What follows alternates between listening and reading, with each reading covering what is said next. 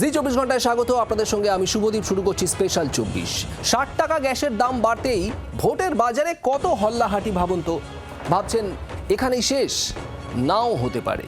মধ্যপ্রাচ্যের যুদ্ধ আর শুধু ওই ইরানের পরমাণু ক্ষমতা ধ্বংস বা ইরানের ক্ষমতা পরিবর্তনের খেলায় নেই। এর খেলা অনেক বড়, যে বড় খেলায় আমি আপনি সাফার করছি। হয়তো এটা বাড়বে আরও। তেল যুদ্ধ, তেল অর্থনীতির যুদ্ধ, গোটা মধ্যপ্রাচ্যের তেল অর্থনীতির ওলট পালট পরিবর্তনের যুদ্ধ। কি হবে এর জেরে? তেলের দাম বাড়বে, গ্যাসের দামও কি আরও বাড়বে? চলুন খোঁজ করি আজকের স্পেশাল 24-এ।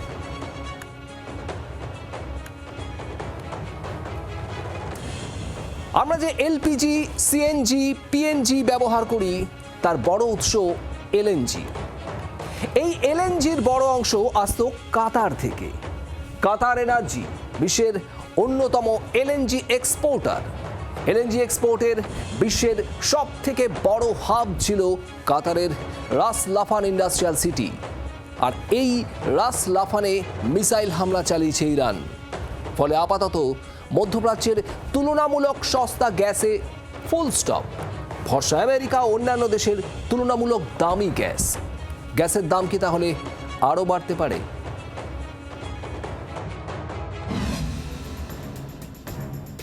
এলএনজি প্রোডাকশন এমনি বন্ধ রেখেছিল কাতার, আরও গন্ডগোল বাড়ল।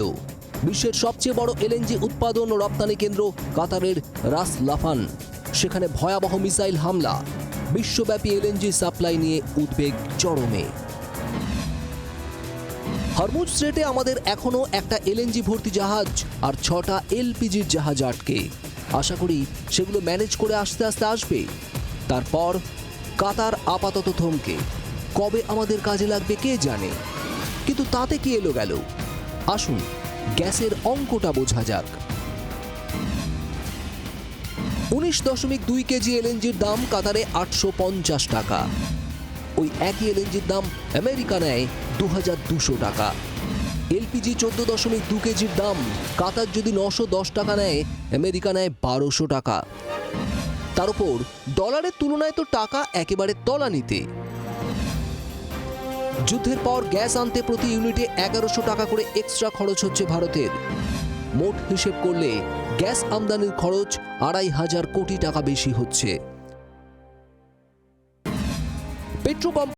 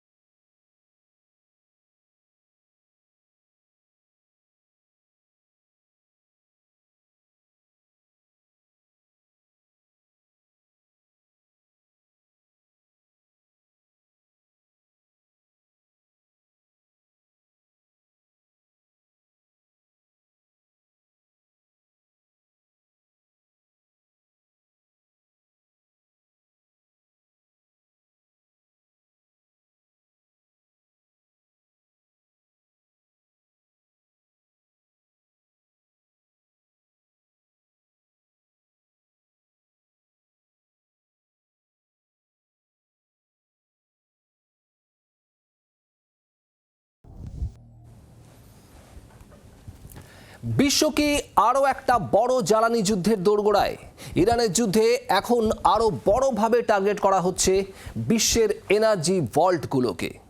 কাতার থেকে সৌদি আরব, সিরিয়া থেকে ইরাক গত 48 ঘন্টায় একের পর এক তেল এবং গ্যাস ক্ষেত্রে হামলার খবর আসছে। কেন হঠাৎ টার্গেট করা হচ্ছে কাতারের রাস লাফানকে? সৌদির আরামকো কি নতুন করে আগুনের গোলার মুখে? লোহিত সাগরের নীল জল কি তেলের কালো রঙে মিশে যেতে চলেছে?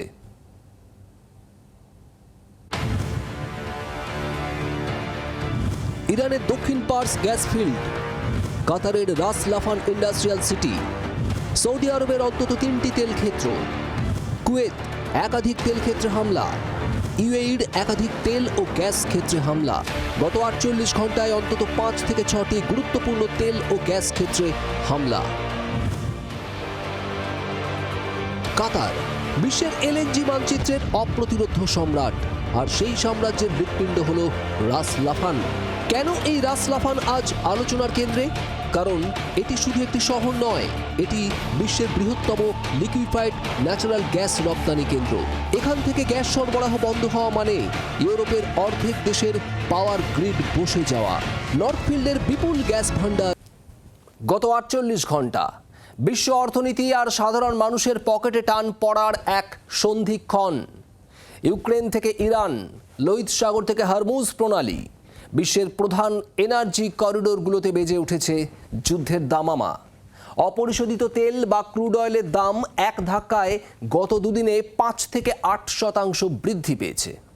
প্রশ্ন উঠছে, তবে কি 2026-এর এই গরমে এই বিশ্ব দেখবে শতাব্দীর সবথেকে বড় তেল ও গ্যাসের সংকট?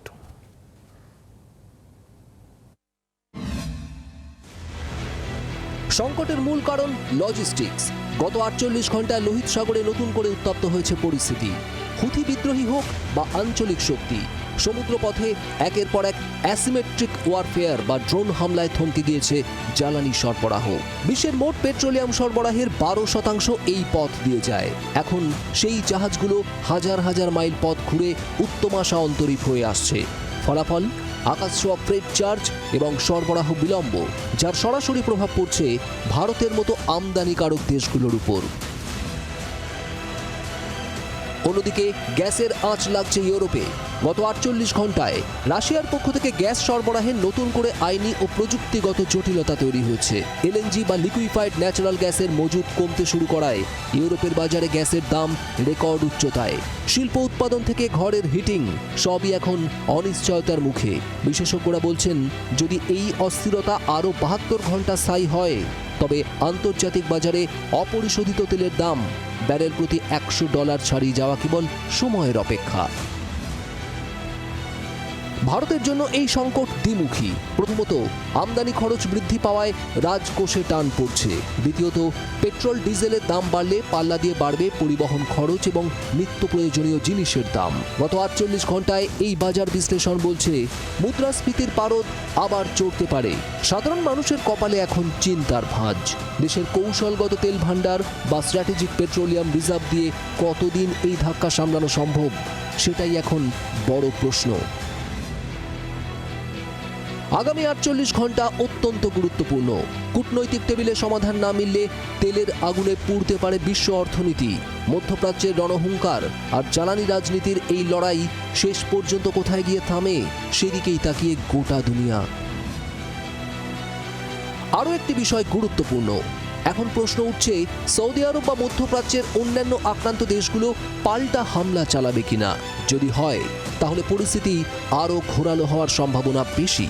বিশেষজ্ঞদের মতে, সৌদি একা হামলা চালাবে কিনা তা নির্ভর করছে ওয়াশিংটনের সবুজ সংকেতের উপর। তবে সাম্প্রতিক সময়ে সৌদি আরবের মতো দেশগুলি সরাসরি যুদ্ধে জড়ানোর চেয়ে কূটনৈতিক আলোচনায় বেশি আগ্রহী।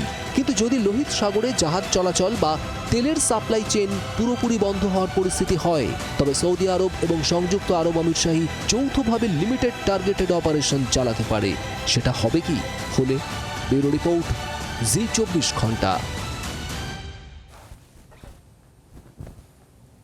পেট্রোল ডিজেলের দাম বাড়ার আশঙ্কা, আরও বাড়ার আশঙ্কা রয়েছে রান্নার গ্যাসেরও। ইন্ডিয়ান এলপিজি গ্যাস ডিস্ট্রিবিউটার্স অ্যাসোসিয়েশনের মুখপাত্র বিজন বিহারী বিশ্বাস, তিনি কি বলছেন এই গ্যাসের দাম বাড়া নিয়ে, শুনুন। এখন অবধি অয়েল কোম্পানি এখনো যা দামে আমাদের যে গ্যাস আমরা পাচ্ছি, ডোমেস্টিক গ্যাস, সেটা কিন্তু প্রচুর ভর্তুকি দিয়েই পাচ্ছি। কারণ এই যে তেল বা গ্যাস আসছে আমাদের দেশে, মাঝখানে বন্ধ ছিল, এখন আসা শুরু হয়েছে, এটা কিন্তু একটা হিউজ প্রিমিয়াম দিয়ে আনতে হচ্ছে। তো অটোমেটিক্যালি সরকারের উপরে চাপ পড়ছে, বিশেষ করে অয়েল কোম্পানিগুলোর উপরে প্রাথমিক চাপটা পড়ে। এখন অবধি অয়েল কোম্পানিগুলি Indian Oil, Bharat Petroleum, Hindustan Petroleum Corporation, এরা কোনো মতে অবজার্ভ করছে জিনিসটাকে। কিন্তু কতদিন করতে পারবে, কতদিন এই স্থিতি বজায় থাকবে, কোনো একটা মীমাংসার সুরাহা যদি না হয়, আগামী দিনে কিন্তু আমার ধারণা আরও ভয়াবহ পরিস্থিতি হতে পারে এবং দাম বাড়াটা স্বাভাবিক।